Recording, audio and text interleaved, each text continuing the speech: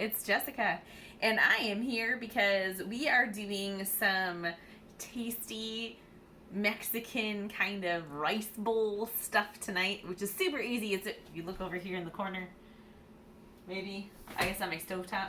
I'll move here. I have the quick cooker sitting there just because that's where it's going to live right now. And I like to put it there when I have the rice because then when I open up the vent, I turn on my overhead fan and it sucks the stuff out. Anyway, you know, all that steam that comes out. So I had it sitting there since I wasn't using it. So I put in some frozen chicken breast and my brown rice and got it cooking. And it just finished up. I'm going to snip my chicken right in there with salad chopper. But I wanted to show you my quick guacamole. Now, there's a new tool out. I'm sure you maybe saw it already. This is the new Avocado Tool. And if you remember, Pampered Chef did used to have an avocado tool. And I love that thing. So it's going to be hard for me to test this one because I love the other one so much. And I've been holding on to mine and not letting anybody have it because it's mine. So here I am trying the new thing. But I am very curious about this thing. So, you know, like the worst part is getting the big hunk and seed out of there, right?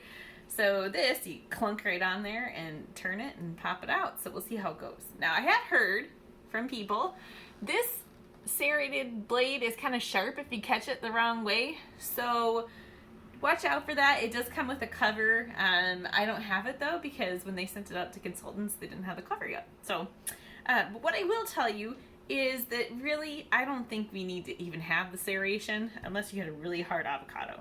I'm actually going to cut with the back part and hold on to the handle part in the middle. It has a nice ergonomic thing with a grip. So, and I'm going to cut right there, I think.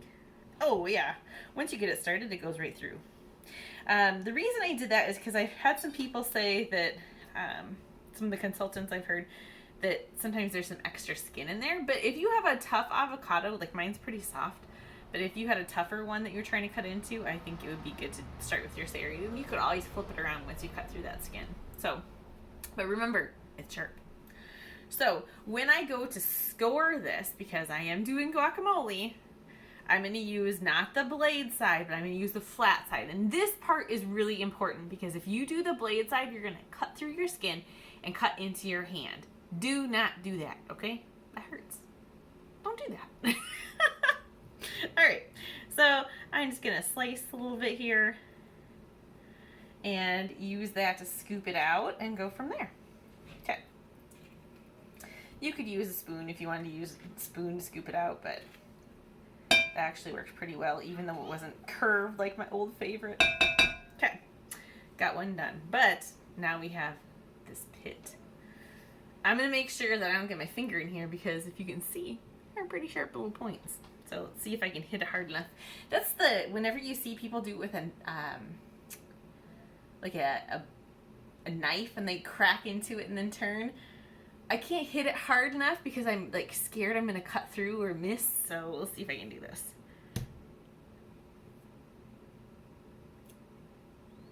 Well, I got it to turn. I just didn't hit it hard enough for it to hold on, but it popped. Watch. Pop right out. That was easy. Okay. I'm not so scared now. See, this is the joy of you getting to watch me test things out before you get to test them out. All right. Okay. And there we go. Now, because I live in the town I live in, avocados are not always ripe and ready. And so I had a whole bunch that were nice and ripe and ready.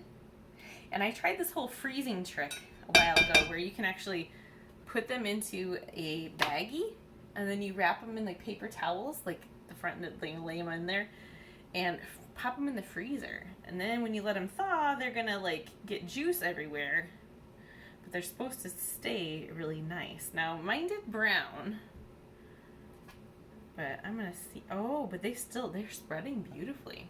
So, like, if you were doing a smoothie, it'd be really nice to just be able to do this. And they weren't 100% thawed, but when you thaw them, you want to make sure that you have a towel, or you're gonna have a big soupy mess. And yeah, they've been sitting out for like an hour. So it probably would take a couple hours. But if you were doing like a smoothie and you're sneaking them in, you could do them from frozen. So you could even chop them up beforehand. I heard that works really well. And then when you go to seal them, like you put in your, if you have a vacuum sealer, you can do that, but it could squish it, right? Because it's kind of a soft food. So stick a straw in there, suck the air out, and then seal it. It works pretty well.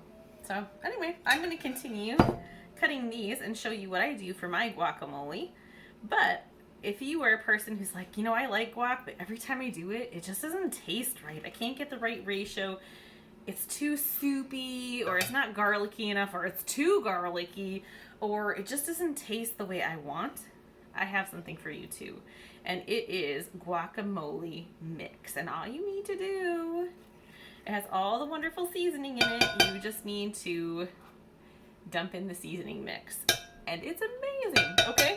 I don't have it here right now, but I'll just show you my quick and easy way to do this. So I have a lime that's been sitting out, room temp. I'll get more juice out of it. Oh, I forgot my juicer. Let me grab that. There's always something I forget, right? You know that by now if you've watched my videos. There's always something I forget.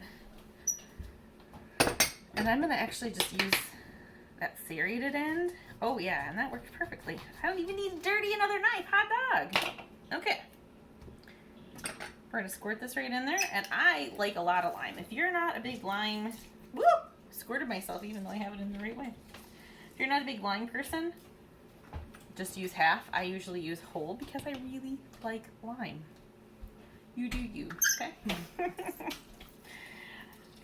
I'm gonna squish it up, and here I have, this is the mix and masher, and it works really well. So this is the potato mashery thing. It's gonna work for this, okay? I'm gonna do salt because you always have to have salt. Salt makes it. You could do pepper. You could do, I sometimes throw in chipotle rub. I do that kind of stuff, and I like to use garlic powder. Now, I know it's not fresh garlic, but I don't always like biting into fresh garlic in this, so I like to use garlic powder. My kids also thank me for that. And you could do onion powder too, that'd be good. But that's how I like to do it. If I had opened my chips before I started filming, I would just go ahead and dip it in and sample. But since I didn't, I'll just kind of dip my finger in. And it's nummy and tasty. Okay, so avocado tool. You need it. I'm going to make sure that's actually what it's called. Yes, it's called Avocado Tool.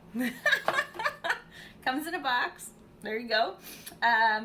I used, I made my own and used some tools here, but you can use your guacamole mix. So just grab avocados, add your tool, add your seasoning, and you are good to go. So, woohoo, new products. All right, we're going to have those rice bowls, so I will catch you later. Bye.